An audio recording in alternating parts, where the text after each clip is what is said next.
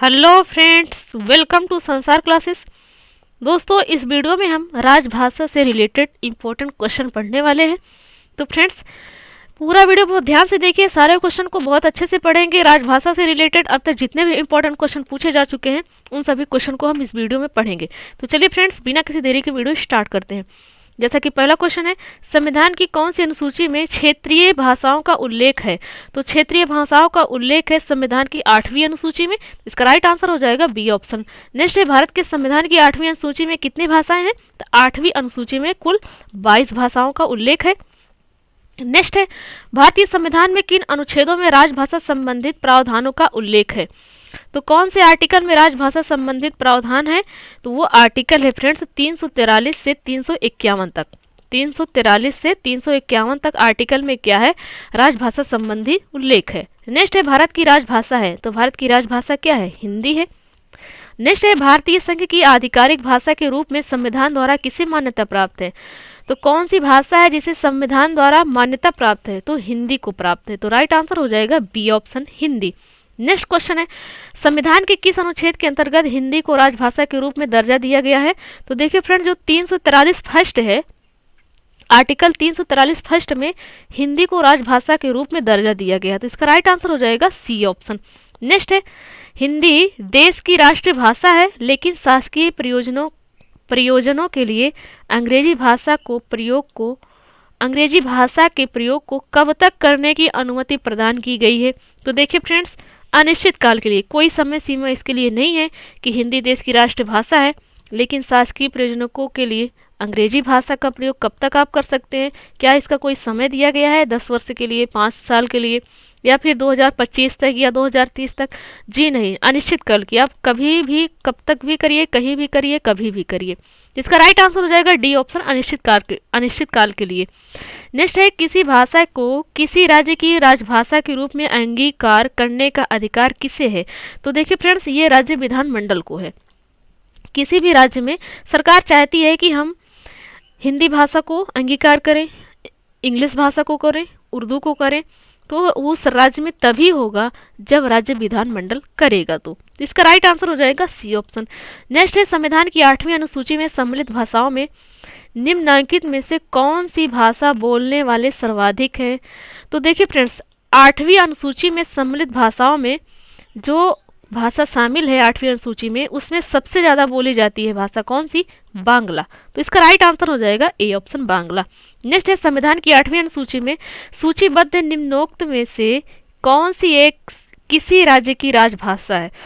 तो देखिए फ्रेंड्स, जो उर्दू है ना, ये उर्दू किसी राज्य की राजभाषा है। अब ये आप हमें कमेंट बॉक्स में कमेंट करके बताएंगे कि कौन से राज्य की राजभाषा है उर्दू। नेक्स्ट है, निम्नलिखित में से किस राज्य ने उर्दू को राजकाज की भाषा के रूप में अंगीकार किया है? राजकाज लिखा हुआ है फ्रेंड्स, ध्यान दीजिएगा, राजभाषा नहीं लिखा हुआ है। राजकाज की भाषा के रूप में अंगीकार किया है, तो वो है जम्मू और कश्मीर। इसका राइट आंसर हो जाएगा डी ऑप्शन। नेक्स्ट है, निम्नलिखित में से कौन सी भाषा संविधान की 8वीं अनुसूची में नहीं है? तो देखिए फ्रेंड, जो भोजपुरी है ना, इस संविधान में नहीं है, संविधान में नहीं है। और संविधान के कौन से अनुसूची में भाषाओं का उल्लेख है? 8वीं अनुसूची में है, जिसमें से भोजपुरी का उल्लेख नहीं है। नेक्स्ट है, डोगरी भाषा किस राज्य में बोली जाती है? तो डोगरी भाषा बोली जाती है जम्मू और कश्मीर में। Right answer A option. Next है, सिंधी को किस संवैधानिक संशोधन द्वारा संविधान की 8वीं अनुसूची में शामिल किया गया? तो सिंधी को शामिल किया गया है 21वें संविधान संशोधन द्वारा। सिंधी को राजभाषा संविधान की 8वीं अनुसूची में शामिल किया गया है। नेक्स्ट है, भारतीय संविधान के अनुच्छेद 344 के तहत प्रथम राजकीय भाषा आयोग का गठन हुआ था। तो प्रथम राजकीय भाषा का आयोग गठन हुआ 343 अनुच्छेद में है, 344 आर्टिकल में है। और ये कब हुआ था? ये हुआ था 1955 ईस्वी में बीजी खेर की अध्यक्षता में। तो इसका राइट आंसर हो जाएगा बी ऑप्शन। नेक्स्ट है, 1955 में गठित राजभाषा आयोग के प्रथम अध्यक्ष कौन थे? तो अभी हमने आपको बताया था, किसकी अध्यक्षता में? बीजी खेर की अध्यक्षता में। तो इसका राइट आंसर हो जाएगा बी ऑप्शन। नेक्स्ट है, संविधान के किस अनुच्छेद में यह व्यवस्था किया गया है कि प्रत्येक राज्य शिक्षा के प्राथमिक स्तर पर मातृभाषा में शिक्षा की पर्याप्त सुविधाओं को उपलब्ध कराने का प्रयास करेगा? तो सुविधाओं को उपलब्ध कराने का प्रयास करेगा, ऐसा आर्टिकल 350A में लिखा गया है। Right answer C option. Next है, भारतीय राज्य नागालैंड की आधिकारिक भाषा क्या है? तो नागालैंड की आधिकारिक भाषा है अंग्रेजी। क्या है? अंग्रेजी। तो इसका राइट आंसर हो जाएगा ए ऑप्शन, अंग्रेजी। नेक्स्ट है, किस संवैधानिक संशोधन के द्वारा संविधान भारतीय संविधान की 8वीं अनुसूची में बोडो, डोगरी, संथाली और मैथिली भाषाओं का समावेश किया गया? तो इन चारों भाषाओं का समावेश किया गया है 52वें संविधान संशोधन में। तो इसका राइट आंसर हो जाएगा डी ऑप्शन। नेक्स्ट है, कौन सी भाषा हमारे संविधान की 8वीं अनुसूची में सम्मिलित नहीं है? तो फ्रेंड्स, जितने भी भाषाएं हैं 8वीं अनुसूची में, यदि वो याद रहेगा तो आंसर इसका आसानी से मिल जाएगा। तो इसमें जो राजस्थानी है ये 8वीं अनुसूची में नहीं है। तो इसका राइट आंसर हो जाएगा सी ऑप्शन, राजस्थानी। तो फ्रेंड्स, ये थे टॉप 20 क्वेश्चन राजभाषा से रिलेटेड। तो फ्रेंड्स, आशा करते हैं आपको वीडियो बहुत अच्छी लगी होगी, सारे क्वेश्चन अच्छे समझ में आए होंगे फ्रेंड्स।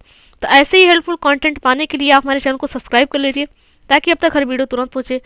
और आप ऐसे ही हेल्पफुल कंटेंट हम आपके लिए लेकर आते रहते हैं, जैसे कि एग्ज़ाम होने वाला है लेखपाल का। तो इन सभी एग्ज़ामों में यूपी से रिलेटेड जितने भी एग्ज़ाम हैं, या फिर रेलवे का एग्ज़ाम हो, एसएससी सीजीएल का एग्ज़ाम हो, सारे एग्ज़ामों में हेल्पफुल है। तो फ्रेंड्स, ऐसे ही हेल्पफुल कंटेंट हम आपके लिए लेकर आते रहते हैं। तो चलिए फ्रेंड्स, मिलते हैं नेक्स्ट वीडियो में। तब तक के लिए थैंक्स फॉर वॉचिंग।